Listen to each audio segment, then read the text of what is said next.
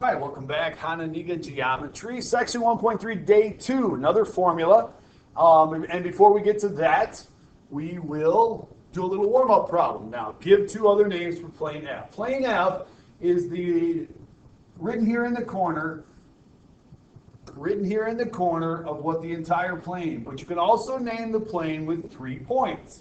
So this would be plane EAB. Now, another name is just the order in which you do things. You can do A, B, E. So again, planes can be listed by a single or 3 points within a plane. Give two other names for line G. Notice line G going straight up and down. So you could do line BC, you could do line CB, you could do line BD. Again, lots of different ways to name line G. You can use the points or just give it a cursive letter. Name two different segments in this. Now, segments are just endpoints. So segment AB, segment BD, segment CB. Notice the difference between writing a line with the arrows on top and writing a segment that does not. And then coplanar. Coplanar are points within the same plane. If I was looking at this picture, I would say E, A, and B would be coplanar. All right, one more example is segment, the midpoint. Midpoint means it's cutting the segment in half, or in the middle, meaning one side of the segment would be equal to the other side. So little tick marks here. Okay, 5x squared plus 7 would equal 36x. Now, Algebra 1, we should get everything on one side of the question, and then factor. Back in your Algebra 1 days, many teachers have different ways of factoring. My method of factoring is taking the first term and multiples of the first term, and taking the last term and multiples of the last, and checking the inner and outer. So negative x, negative 35x, adds up to the middle. Now for the actual solve. Everybody, no matter what teacher you had, if you went to solve this in factored form, would set the parentheses equal to 0 and solve. All right, so let's get into the topic of the day. 1.3, Day 2, distance formula. Now, the distance formula is used to find the length of a segment. So 2 points.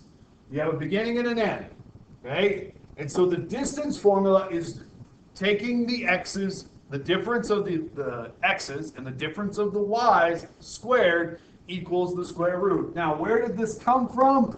It actually comes from the Pythagorean theorem, which is a topic that we will do later in the year. So for right now, we are memorizing the distance formula.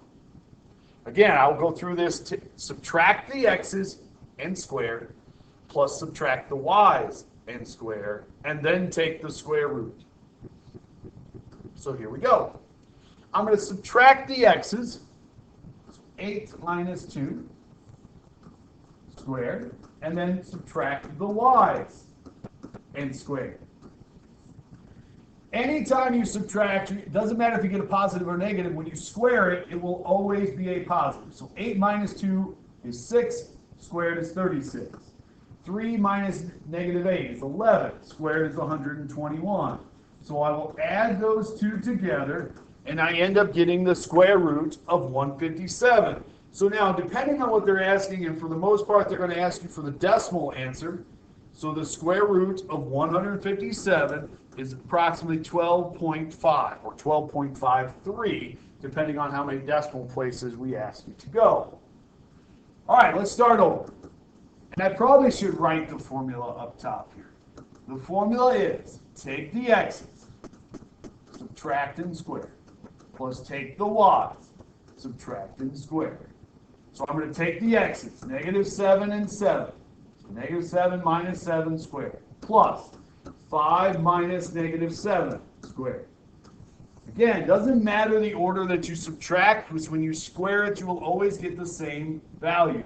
So negative 7 minus 7 is negative 14, but squared is positive 196. You will always get a positive. Be careful there. Plus 144. You end up with 12 squared. So 196 plus 144, you will end up with 340 And now using a calculator, the square root of 340 is 18.4, 18.44, depending if you round to 1 or 2 decimal places. Continuing on using this, now we got a word problem. So here we have a situation. Basically, establish yourself, or wherever you're at is going to be 0, 0. So your school, that's where your apartment is.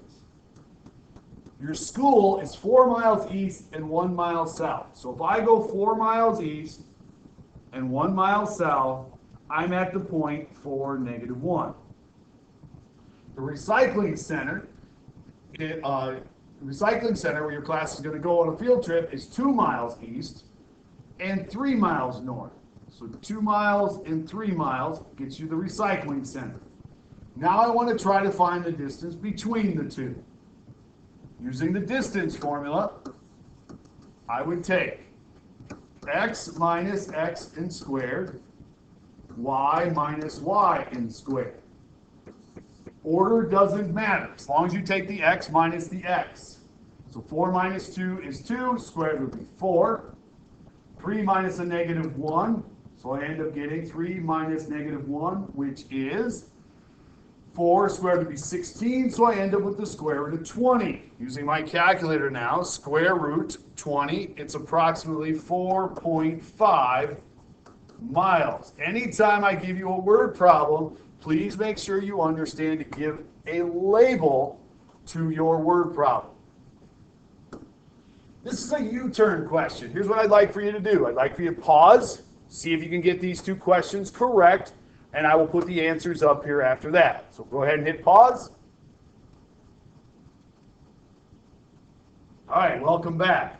So now, again, you're putting yourself at 0, 0. So using a little color here. Here's your apartment. Your school is 4 and 1, so your school didn't move. But now your friend's house is a different distance. It's 5 miles east and 2 miles. So your friend's house and your school. I want to find the distance between those 2 locations using the distance formula. Take the x's, subtract and square. Take the y's, subtract and square. 5 minus 4 would be 1 squared, which would be just 1. Oops, fix that. 2 minus -1 would be 3 squared, which is 9. So I end up with the square root of 10. The square root of 10, using my calculator, is approximately 3.16 or 3.2 miles. All right, continuing this. Now I'm just giving you 2 points and ask you to find the distance between the 2. So I'm going to do x minus x. So 5 minus -4 squared. So that's 81. Plus 2 minus -9 squared, which is 121. Adding 121 and 81, I get 203. And the square root of 203 is 14.2. Your homework assignment is the distance formula, section 1.3, day 2, probably a worksheet. Make sure you talk to your teacher if you have any questions, and good luck.